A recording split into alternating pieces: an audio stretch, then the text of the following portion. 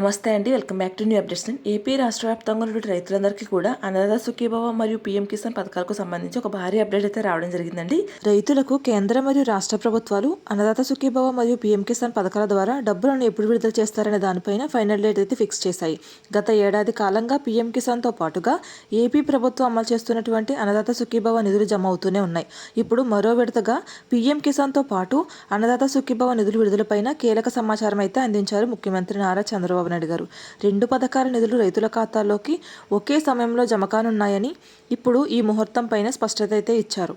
నేడు అసెంబ్లీలో బడ్జెట్ను ప్రారంభించారు. కూటమి ప్రభుత్వం అధికారంలోకి వచ్చిన తరువాత ఇది 3వ బడ్జెట్. దాదాపు 3.46 లక్షల కోట్లతో ఈ బడ్జెట్ను ప్రవేశపెట్టారు. ఇవాళ ఉదయం ఏపీ కేబినెట్లో 10 గంటల 34 నిమిషాలకు ఈ బడ్జెట్ను ప్రారంభించారు. ముఖ్యమంత్రి నారా చంద్రబాబు నాయుడు గారి అధ్యక్షతన రాష్ట్ర మంత్రివర్గం బడ్జెట్కు ఆమోదం తెలిపింది.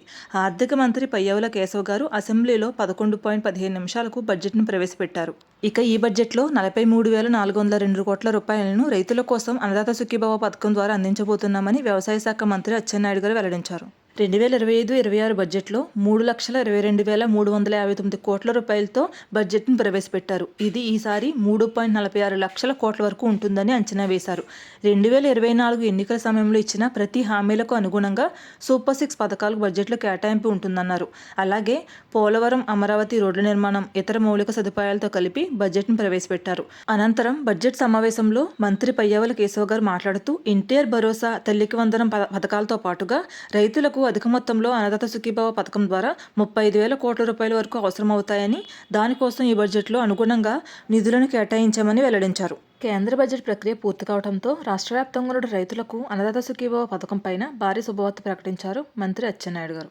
కేంద్ర బడ్జెట్ ప్రక్రియ పూర్తి కావడంతో రైతులకు సంబంధించి కీలక నిర్ణయం ప్రకటించారు. కేంద్రం ప్రతి ఏటా 3 విడతలుగా అందిస్తున్నటువంటి పీఎం కిసాన్ 22వ విడత నిధులు విడుదలపైన ఒక కీలక నిర్ణయం తీసుకొచ్చారు. నవంబర్ 19వ తేదీన 21వ విడత నిధులను ప్రధాని నరేంద్ర మోదీ గారు విడుదల చేయగా ఏపీ ప్రభుత్వం కూడా అదే సమయంలో పీఎం కిసాన్తో కలిపి అన్నదాత సుఖీభవ నిధులను విడుదల చేశారు. ఈ 2 పథకాల నిధులను ప్రస్తుతం ఆర్థిక సంవత్సరంలో 14,000 రూపాయలు ఇప్పటి వరకు కూడా రైతుల ఖాతాల్లోకి జమ చేశారు. కాగా 22వ విడత నిధులను తొలుత సంక్రాంతి సమయంలోనే విడుదల చేస్తారని భావించినప్పటికీ కూడా ఫిబ్రవరి బడ్జెట్ సమయంలోనే విడుదల చేసేందుకు నిర్ణయం తీసుకున్నారు.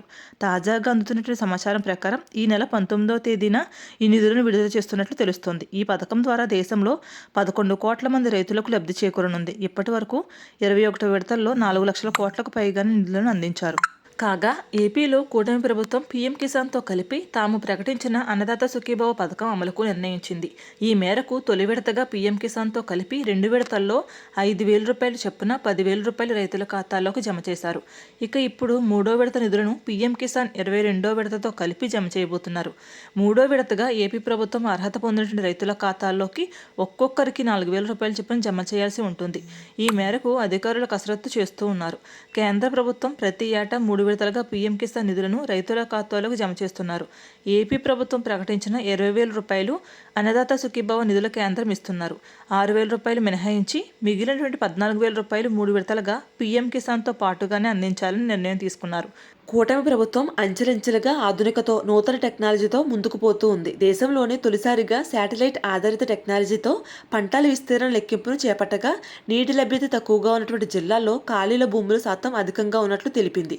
ఒక గ్రామంలో 500 ఎకరాలు సాగు యోగ్యమయ్యే భూమి ఉంటే 400 నుంచి 450 ఎకరాల్లో మాత్రమే పంటలు వేస్తున్నారని శాటిలైట్ ఇమేజెస్ స్పష్టం చేశాయి. అయితే ఈ శాటిలైట్ మ్యాపింగ్తో పంట బీమా అమలులో రైతులకు నష్టపరిహారం సకాలంలో అందడమే కాకుండా వ్యవసాయ ఉత్పత్తుల సేకరణ, కొనుగోళ్లు, అమ్మకాల్లో పారదర్శకత తీసుకురావడానికి ఉపయోగపడుతుంది.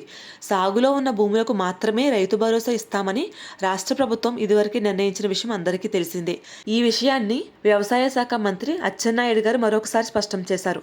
సాగు భూముల గుర్తింపు కోసం శాటిలైట్ సర్వే నిర్వహిస్తున్నామని, గ్రామాల్లో సర్వే నెంబర్ల వారీగా ఏఈఓలు క్షేత్రస్థాయిలో పర్యటించి ఖచ్చిత వివరాలు సేకరించి లోటుపాట్లు సరిచేస్తారని సమాచారం ఇచ్చారు. ఈ నెల 14 లోపు ప్రభుత్వానికి ఇది అందించాలని టెక్నికల్ కమిటీతో ముఖ్యమంత్రి నారా చంద్రబాబు నాయుడు గారు అధికారికంగా ఆదేశాలు అందించారు. మరి అన్నదాత సుఖీభవ పథకానికి ఎవరు అర్హులనే విషయానికి వస్తే ఏపీ వాసులై ఉండాలి. అదేవిధంగా ఆ రైతుకు 18 సంవత్సరాలు పైబడిన వయసు అయితే కలిగి ఉండాలి.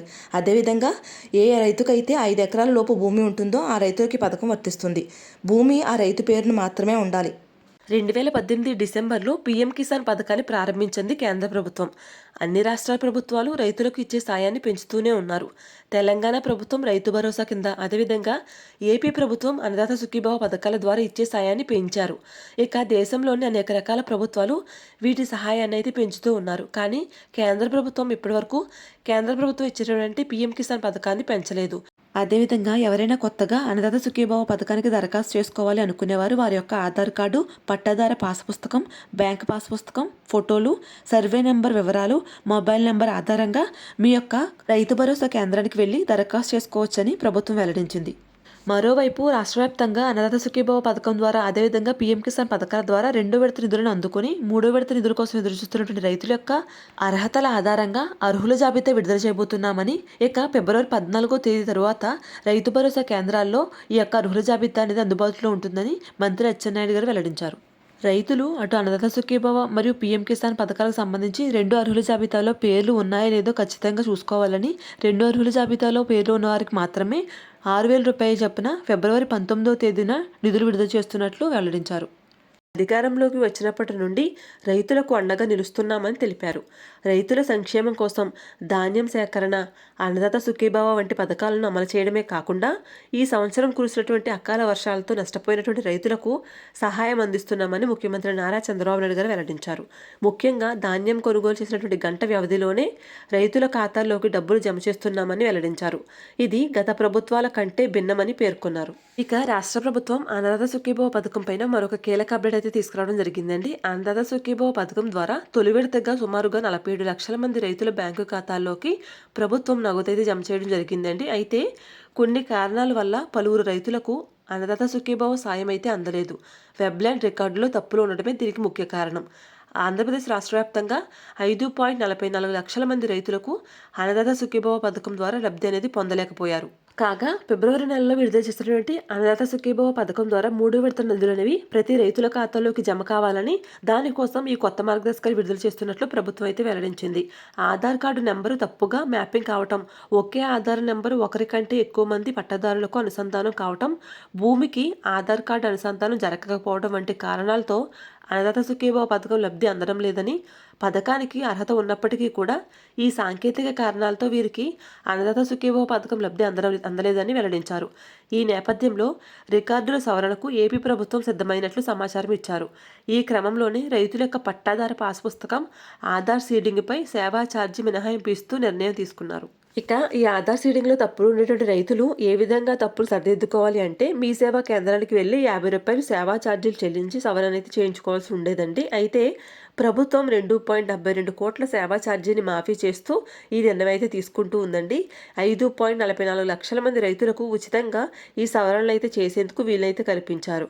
అయితే ఈ అవకాశం అనేది కేవలం అన్నదాత సుఖీభావ పథకం కింద ధృవీకరించే రైతులకు మాత్రమే వర్తిస్తుందంటూ ప్రభుత్వం అయితే ఉత్తర్వులు జారీ చేశారు.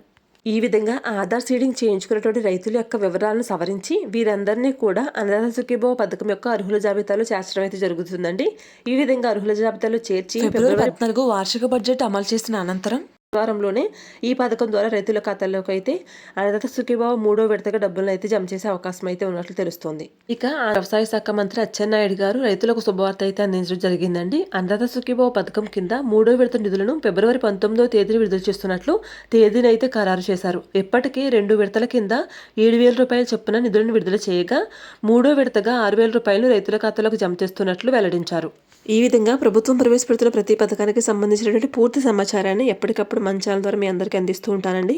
దీనికోసం మన ఛానల్ తప్పకుండా సబ్స్క్రైబ్ చేసుకోండి. వీడియోని లైక్ చేసి మీ ఫ్రెండ్స్ అండ్ ఫ్యామిలీకి షేర్ చేయండి. Thanks for watching.